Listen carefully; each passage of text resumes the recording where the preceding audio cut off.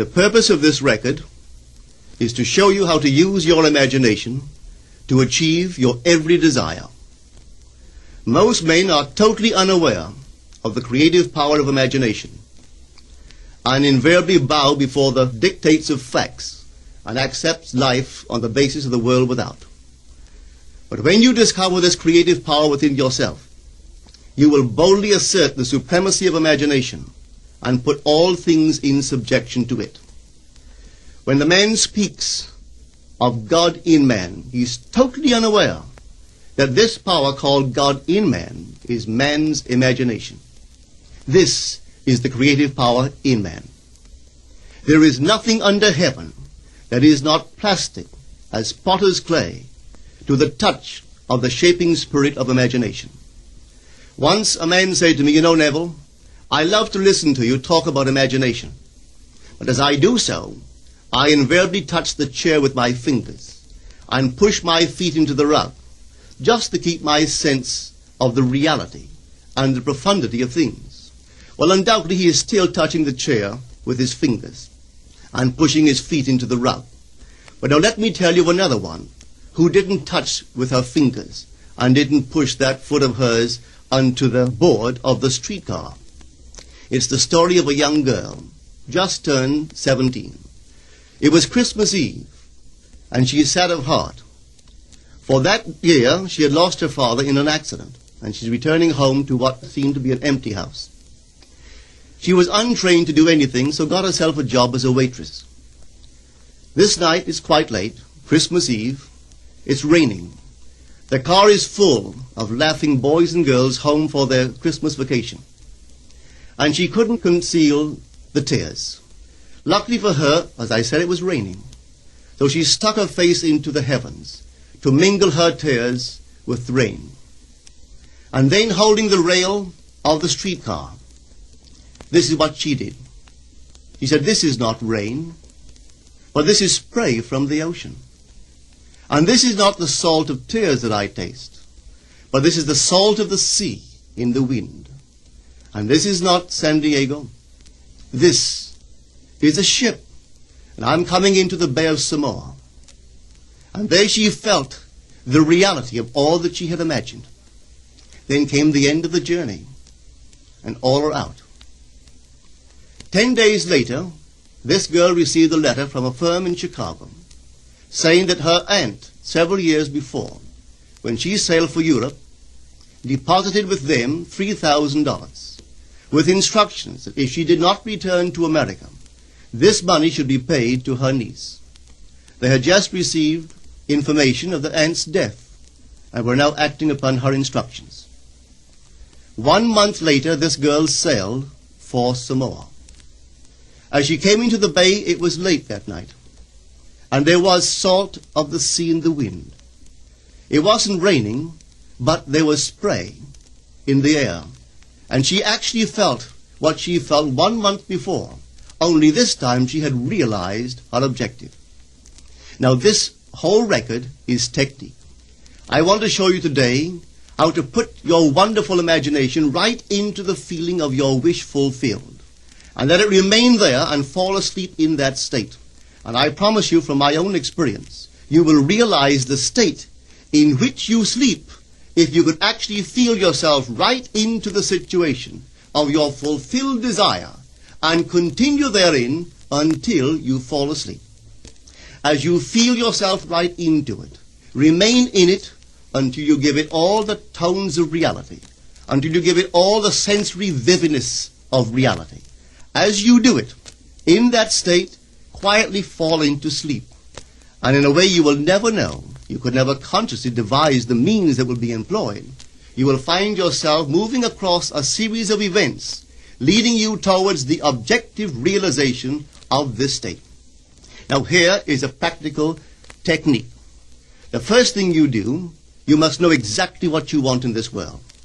When you know exactly what you want, make as lifelike a representation as possible of what you would see and what you would touch and what you would do and physically moving in such a state. For example, suppose I wanted a home, but I had no money, but I still know what I want. without taking anything into consideration, I would make as lifelike a representation of the home that I would like, with all the things in it that I would want. And then, this night, as I would go to bed, I would, in a drowsy, sleepy state, the state that borders upon sleep, I would imagine that I am actually in such a house, that were I to step off the bed, I would step upon the floor of that house. Were I to leave this room, I would enter the room that is adjacent to my imagined room in that house. And while I am touching the furniture and feeling it to be solidly real, and while I am moving from one room to the other in my imaginary house, I would go sound asleep in that state. And I know that in a way I could not consciously devise, I would realize my house. I have seen it work time and time again. If I wanted promotion in my business, I would ask myself what additional responsibilities would be mine were I to be given this great promotion. What would I do? What would I say? What would I see? How would I act? And then in my imagination, I would begin to see and touch and do and act as I would outwardly see and touch and act were I in that position. If I now desired the mate of my life, were I now in search of some wonderful girl or some wonderful man, what would I actually find myself doing that would imply that I have found my state? For instance, suppose now I was a lady. One thing I would definitely do, I would wear a wedding ring. I would take my imaginary hands, and I would feel the ring that I would imagine to be there. And I would keep on feeling it until it seemed to me to be solidly real. I would give it all the sensory vividness I am capable of giving anything. And while I am feeling my imaginary ring, which implies I am married, I would sleep. This story is told us in the Song of Songs, or the Song of Solomon. It is said, "At night on my bed, I sought him whom my soul loveth. I found him whom my soul loveth, and I would not let him go, until I brought him into my mother's house, right into the chamber of her that conceived me." If I would take that beautiful poem and put it into modern English, into practical language, it would be this. While sitting in my chair, I would feel myself right into the situation of my fulfilled desire. And having felt myself into that state, I would not let it go. I would keep that mood alive, and in that mood I would sleep. That is, taking it right into my mother's chamber, into the chamber of her that conceived me. You know, people are totally unaware of this fantastic power of the imagination. But when man begins to discover this power within him, he never plays the part that he formerly played. He doesn't turn back and become just the reflective life. From here on in, he is the affecter of life. The secret of it is to center your imagination in the feeling of the wish fulfilled and remain therein. For in our capacity to live in the feeling of the wish fulfilled lies our capacity to live the more abundant life.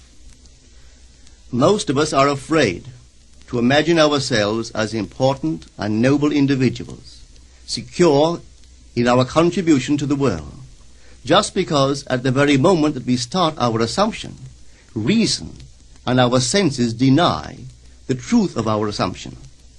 We seem to be in the grip of an unconscious urge which makes us cling desperately to the world of familiar things and resist all that threatens to tear us away from our familiar and seemingly safe moorings.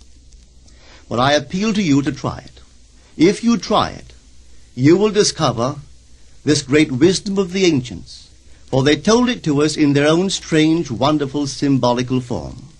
But unfortunately, you and I misinterpreted their stories and took it for history when they intended it as instruction to simply achieve our every objective.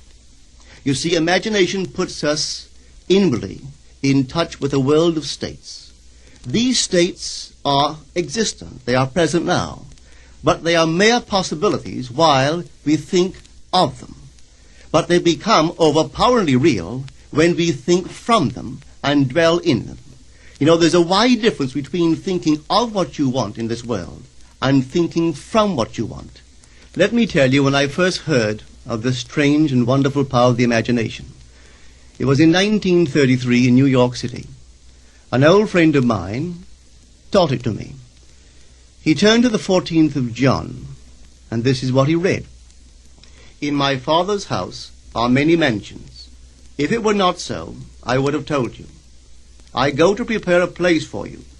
And if I go and prepare a place for you, I will come again and receive you unto myself, that where I am, there ye may be also. He explained to me that this central character of the Gospels was human imagination. That mansion was not a place in some heavenly house, but simply my desire. If I would make a living representation of the state desired, and then enter that state and abide in that state, I would realize it. At the time, I wanted to make a trip to the island of Barbados in the West Indies, but I had no money. He explained to me that if I would that night, as I slept in New York City, assume that I was sleeping in my earthly father's house in Barbados, and go sound asleep in that state, that I would realize my trip. Well, I took him at his word and tried it.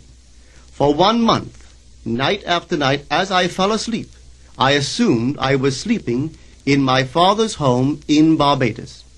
At the end of my month, an invitation from my family came, inviting me to spend the winter in Barbados. I sailed for Barbados the early part of December of that year. From then on, I knew I had found this Savior in myself. The old man told me that it would never fail. Even after it happened, I could hardly believe that it would not have happened anyway. That's how strange this whole thing is. On reflection, it happens so naturally. You begin to feel or to tell yourself, well, it would have happened anyway. And you quickly recover from this wonderful experience of yours. It never failed me if I would give the mood, the imagined mood, sensory vividness. I could tell you unnumbered case histories to show you how it works. But in essence, it's simple. You simply know what you want. When you know what you want, you're thinking of it. That is not enough. You must now begin to think from it. Well, how could I think from it? I am sitting here, and I desire to be elsewhere. How could I, while sitting here physically, put myself in imagination at a point in space removed from this room and make that real to me? Quite easily. My imagination puts me in touch inwardly with that state. I imagine that I am actually where I desire to be. Now, can I tell that I am there? There is only one way to prove that I am there. For what a man sees when he describes his world is as he describes it relative to himself. So what the world looks like depends entirely upon where I stand when I make my observation. So if, as I describe my world, it is related to that point in space I imagine that I am occupying, then I must be there. I am not there physically, no, but I am there in my imagination, and my imagination is my real self. And where I go in imagination and make it real, there I shall go in the flesh also. When in that state I fall asleep, it is done. I have never seen it fail. So this is the simple technique on how to use your imagination to realize your every objective. Here is a very healthy and productive exercise for the imagination. Something that you should do daily. Daily relive the day as you wish you had lived it, revising the scenes to make them conform to your ideals. For instance, suppose the day's mail brought disappointing news. Revise the letter. Mentally rewrite it and make it conform to the news you wish you had received. Or suppose you didn't get the letter you wish you had received. Write yourself the letter and imagine that you received such a letter. Let me tell you a story that took place in New York not very long ago. In my audience sat this lady who had heard me numberless times. And I was telling the story of revision. that man, not knowing the power of imagination, he goes to sleep at the end of his day, tired and exhausted, accepting as final all the events of the day. And I was trying to show that man should, at that moment, before he sleeps, he should rewrite the entire day and make it conform to the day he wished he had experienced. Here is the way a lady wisely used this law of revision. It appears that 2 years ago she was ordered out of her daughter-in-law's home. For 2 years there was no correspondence. She had sent her grandson at least 24 presents in that interval, but not one was ever acknowledged. Having heard the story of revision, this is what she did. As she retired at night, she mentally constructed 2 letters. One she imagined coming from her grandson, and the other from her daughter-in-law. In these letters they expressed deep affection for, and wondered why she had not called to see them. This she did for 7 consecutive nights, holding in her imaginary hand the letter she imagined she had received, and reading these letters over and over until it aroused within her the satisfaction of having heard. Then she slept. On the 8th day, she received a letter from her daughter-in-law.